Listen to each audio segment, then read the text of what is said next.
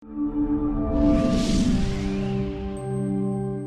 നിങ്ങളോട് സംസാരിക്കാൻ പോകുന്ന വിഷയം പാമ്പ് കടിയേറ്റ ഒരാളെ എങ്ങനെ നമുക്ക് ഹോസ്പിറ്റലിൽ എത്തിക്കാം എന്നതിനെ പറ്റിയാണ്. നമ്മൾ കഴിഞ്ഞ കുറച്ച് വർഷങ്ങളായിട്ട് നമ്മൾ കണക്കെടുക്കുകയാണെങ്കിൽ ഇന്ത്യയിലെ ഓരോ വർഷവും ഏകദേശം 1.5 മുതൽ 2 ലക്ഷം പേരോളം പാമ്പ് കടിച്ചതായിട്ടും ഏകദേശം 50,000 പേരോളം നമ്മൾ മരിച്ചതായിട്ടും അറിയപ്പെടാൻ പറ്റും.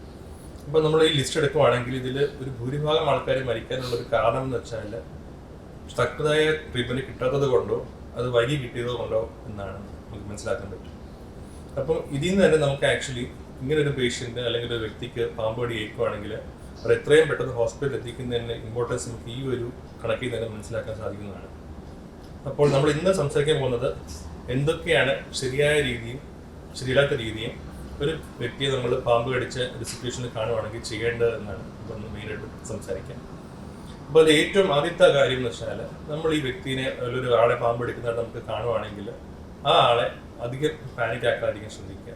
അതായത് ആ ഒരു വ്യക്തി കൂടുതൽ ടെൻഷൻ അടിക്കുകയോ എന്തെങ്കിലും ചെയ്യുകയാണെങ്കിൽ നമ്മുടെ ഹൃദയത്തിൻ്റെ ഇടുപ്പ് കൂടുകയും എവിടെയാണോ കടി കിട്ടിയിരിക്കുന്നത് അവിടെ നിന്ന് ആ വിഷാംശം പെട്ടെന്ന് തന്നെ ഹൃദയത്തിലോട്ട് പോകാനും ബോഡിയുടെ പല ഭാഗത്തോട്ടും അത് പ്രസരിക്കാനുള്ള സാധ്യത കൂടിക്കൂടി വരും. അപ്പോൾ അതുകൊണ്ട് തന്നെ നമ്മൾ ആ വ്യക്തിയെ സമാധാനമായ ഒരു സ്ഥലത്ത് ഇരുത്തുകയോ കിടത്തുകയോ ചെയ്യാം. ശ്രദ്ധിക്കേണ്ട കാര്യം കടി കിട്ടിയ ഭാഗം ഹൃദയത്തിൻ്റെ ലെവലിന് താഴോട്ട് വയ്ക്കാൻ ശ്രദ്ധിക്കുക. രണ്ടാമതായിട്ട് നമ്മൾ പലപ്പോഴും അറിയാവുന്നതോ കണ്ടിട്ടുള്ളതോ പോലെ നമ്മൾ ആ ഒരു ഭാഗത്ത് നമ്മൾ വാ കൊണ്ട് ആ ബ്ലഡ് വലിച്ചെടുക്കാനോ അല്ലെങ്കിൽ ആ മുറിവ് വലുതാക്കിയിട്ട് കൂടുതൽ രക്തം പുറത്തോട്ട് കളയാനോ ശ്രമിക്കാതിരിക്കുക. അതേപോലെ അതിന് പുറത്ത് പ്രത്യേകിച്ച് മരുന്നുകളോ ഒന്നും പുറത്താതിരിക്കാനും ശ്രദ്ധിക്കുക. നമുക്ക് വേണമെങ്കിൽ ആ കടിച്ച ഭാഗം ജസ്റ്റ് വെള്ളം വെച്ചൊന്ന് കഴുകാം, ഒന്ന് നോക്കിയെടുക്കാം. ഇത്രയും മാത്രം ചെയ്താൽ മതിയാവും. അടുത്ത ചെയ്യേണ്ട ഇത്രയും പെട്ടെന്ന് ആ വ്യക്തിനെ ഹോസ്പിറ്റലിൽ എത്തിക്കുക. പിന്നെ ചെയ്യാവുന്നൊരു കാര്യം, നമ്മൾ പലപ്പോഴും കാണുന്നത് നമ്മൾ ഈ കടിച്ച ഭാഗത്തിന് മുകളിലായിട്ട് എന്തെങ്കിലും ഒരു ഇറുകിയ കയറോ എന്തെങ്കിലും കൊണ്ട് ഇറുക്കി കെട്ടിയിട്ട് നമ്മൾ ഹോസ്പിറ്റലിൽ കൊണ്ടുവന്നൊരു രീതി കാണാറുണ്ട്. അത് ഒട്ടും അക്സെപ്റ്റബിൾ അല്ല. കാരണം എന്ന് വെച്ചാൽ നമ്മൾ എത്തുന്ന സമയം കൊണ്ട് തന്നെ ഈ ലെവലിൽ താഴോട്ടുള്ള ഭാഗത്തുള്ള രക്തയോട്ടം പോവുകയും അവിടുത്തെ പേശികൾ പലതും നശിച്ചു പോകാനുള്ള സാധ്യതയുമുണ്ട്. പലപ്പോഴും നമ്മൾ ഇങ്ങനെയുള്ള കേസുകൾ ഹോസ്പിറ്റലിൽ എത്തുമ്പോഴത്തേക്കും ആ ഒരു ഭാഗം മുറിച്ചു മാറ്റേണ്ടി പോകുന്ന അവസ്ഥ വരാറുണ്ട്.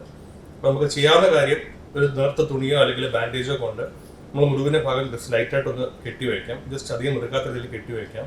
വേണമെങ്കിൽ നമുക്കൊരു പൊട്ടലൊക്കെ വരുന്ന പോലെ നമ്മൾ ചെയ്യുന്നത് പോലെ നമുക്ക് വേണമെങ്കിൽ സപ്പോർട്ട് ചെയ്ത് തുണിയോ എന്തെങ്കിലും കൊണ്ട് നമുക്ക് ആ കൈ ഒന്ന് താങ്ങി വയ്ക്കാം.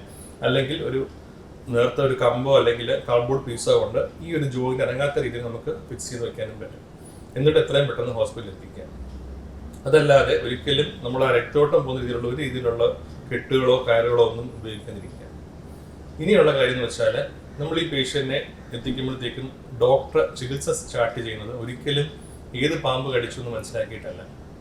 നമ്മുടെ ഇന്ത്യയിൽ 300ഓളം ഇനം പാമ്പുകളുണ്ട്.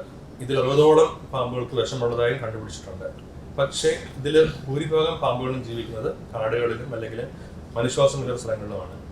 നമ്മൾ പാമ്പുകടിയുടെ ലിസ്റ്റ് എടുക്കുകയാണെങ്കിൽ 90% കൂടുതൽ പാമ്പുകൾ കടിച്ചേക്കുന്നത് 4 ഇനങ്ങളിൽപ്പെട്ട പാമ്പുകളാണ്.